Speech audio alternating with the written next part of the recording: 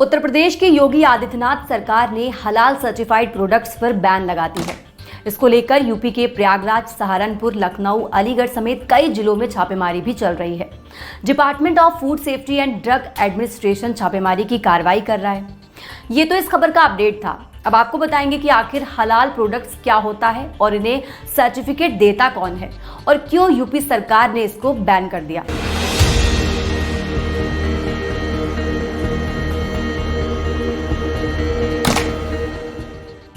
नमस्कार, आप देख रहे हैं के न्यूज इंडिया। आपके साथ मैं हूं तन्वी सक्सेना। हलाल अरबी भाषा का शब्द है। इसका हिंदी में मतलब होता है स्वीकार्य।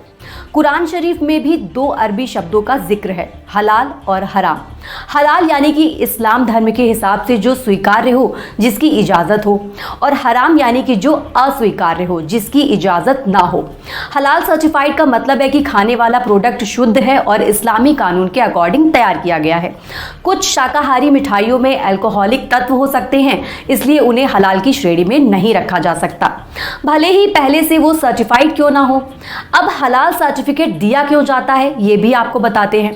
भारत से बड़ी मात्रा में फूड प्रोडक्ट्स का एक्सपोर्ट सिंगापुर, मलेशिया, खाड़ी देशों और कई अंतर्राष्ट्रीय बाजारों में होता है, जहां बड़ी संख्या में इस्लामिक आबादी है। ऐसे में देश की अधिकतर कंपनियां अपने प्रोडक्ट के लिए हलाल सर्टिफिकेशन करवाती हैं। एग्जाम्पल के लिए आपको बता दें कि एक संस्था है हलाल इंडिया। वो अपनी वेबसाइट पर दावा करती है कि हलाल सर्टिफिकेट देने से पहले ये संस्था कई तरह के लैब टेस्ट और ऑडिट से गुजरती है, और यही वजह है कि कतर के स्वास्थ्य मंत्रालय से लेकर यूएई और मलेशिया तक इस सर्टिफिकेट को मान्यता देते हैं।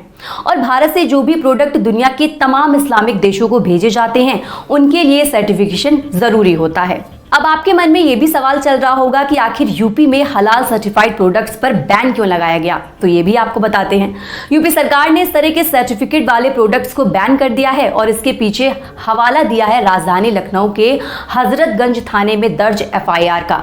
इसमें कहा गया कि कुछ कंपनियां एक खास समुदाय में अपने प्रोडक्ट्स की बिक्री बढ़ाने के लिए हलाल सर्टिफिकेट का इस्तेमाल कर रही हैं, जिससे जनभावनाएं आहत हो रही हैं।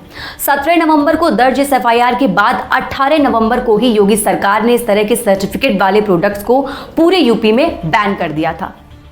अब ये जानकारी आपको कैसी लगी, मैं कमेंट करके जरूर बताइएगा, और वीडियो अच्छी लगी हो तो लाइक और शेयर जरूर करिएगा।